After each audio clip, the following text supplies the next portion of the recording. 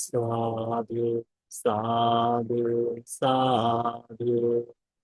नमो तस् भगवतो अरहतो सम्मा संबुद्दस्स। नमो तस् भगवतो अरहतो सम्मा संबुद्दस्स। नमो तस् भगवतो अरहतो सम्मा संबुद्दस्स। साधु साधु साधु। पूजनीय कल्याण मित्र, हमारे गुरु जी को हमारा प्रणाम है। साधु साधु साधु। श्रद्धावान उपासक उपासिकागण, प्रतिदिन प्रातः में हम लोग एक सूत्र का अभ्यास करते हैं। इस सूत्र में जो भगवान बुद्ध जी ने भिक्षुओं के लिए, भिक्षुणियों के लिए, उपासक उपासिकाओं के लिए इस सद्धर्म पर चलकर निर्वाण के सुख को पाए, इसलिए उपदेशित किए हैं। तो ये सूत्र हम जब सीखते हैं तब हमें धर्म श्रवण का पुण्य संचित होता है। जब इन सूत्रों का हम लोग अभ्यास करते हैं तो धर्म साधना के लिए हमें सहायता मिलती है। इन सूत्रों के अभ्यास करने से हमारा भविष्य उज्जवल होते हुए जाता है। तो इस बात को हमेशा याद रखते हुए हम प्रतिदिन एक सूत्र का अभ्यास कर रहे हैं।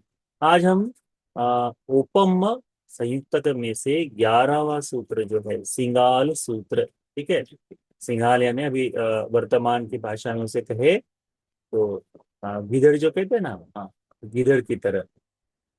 गिदड़ यानी वो आकाश वाला गिदड़ नहीं, जो जमीन पर जो घूमता है वो गिदड़, श्रृंगाल जिसे कहते हैं ना, ऐसे वो गिदड़। उसकी उपमा देकर भगवान ने जो उपदेश दिया है उसके बारे में है। यह उपदेश जो है श्रावस्ती में भगवान बुद्ध जी ने दिया था। भगवान बुद्ध जी भिक्षुओं को इकट्ठा करते हैं और भगवान बुद्ध जी भिक्षुओं को इस तरह से उपदेश देते हैं।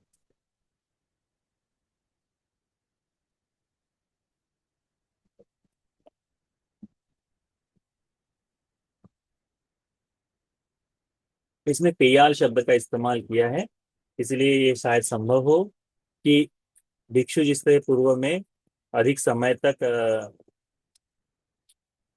गृहस्थों के घर में रह जाते हो, अधिक समय तक व्यवहार करते हो, तो उसी के प्रमाण को, उसी को भगवान ने और विस्तारित करते हुए ये सूत्र बताया हो।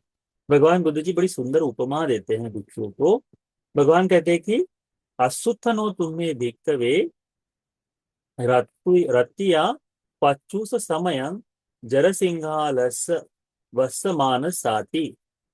भिक्षुओं, तुमने क्या सुना है, चाहे तुमने सुना हो, भिक्षुओं ने सुना है कि रतिया पच्च समय, जब रात्रि के समय में, जब रात्रि खत्म होते रहे ऐसे समय में जरा सिंगाल, ये जो बूढ़ा हो चुका सिंगाल है ना, यानी बूढ़ा हो चुका जो गिदड़ है, अ, कुत्तों की तरह ही उसकी नस्ल होती है, उसी तरह से वो चलता है। और अ, वह एक तरह से हम हाइना की तरह कह सकते हैं उसको। ठीक है, तो ये जो सिंगाल है ये बूढ़ा हो चुका है, इसका रोना तुमने रात्रि में सुना है, कहते हैं। तो भिक्षु लोग कहते हैं कि हाँ भगवान, हमने उसे रात्रि में चिल्लाते हुए सुना है, कहते हैं।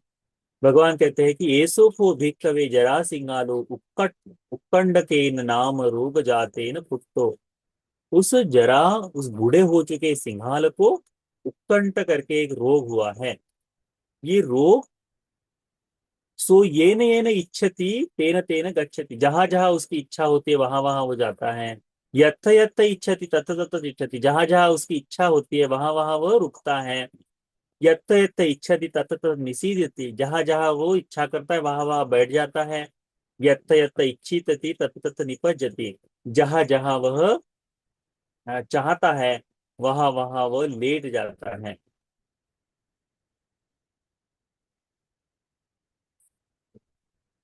तो भगवान बुद्ध जी कहते हैं ये जहां जहां जाए वहां वहां जाता है, और वो करता है उसमें शीत को पिनवा तो उपवायति, और जहां भी जाता है वहां उसे हल्की सी ठंडी हवा निरंतरता से लगती रहती है।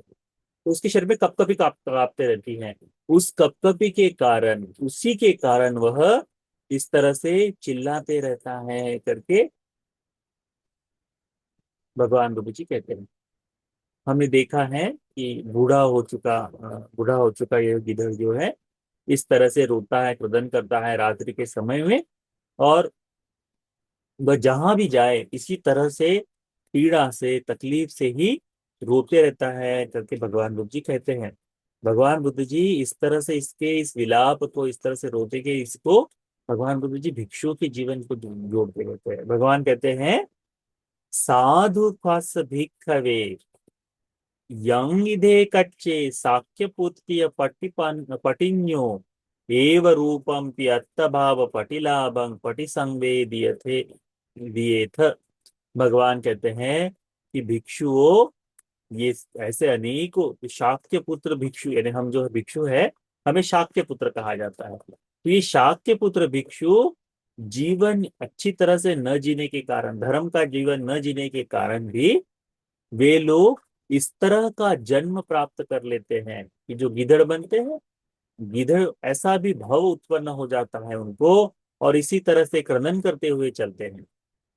ठीक है, तो यानी भिक्षु जीवन में भी उस तरह का उनका क्रंदन चलते रहता है, रोना बिलखना चलते रहता है, और पश्चात में गिधड़ों की तरह जन्म भी मिले वहां पे भी रोते हैं। ये भगवान बुद्ध जी जो है ना देवदत्त के बारे में बोलते हैं।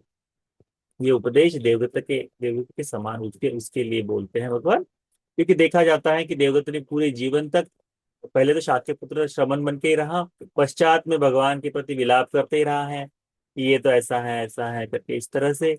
और फिर आ, हमको देखने को मिलता है कि पूर्णतः जिस तरह से जहां जहां जाता है वहां वहां वो बिल्कुल रोने का ही काम करता है, उस तरह से भगवान बताते हैं। तो ये जो जीवन है, ये जीवन धर्म से अच्छा नहीं है।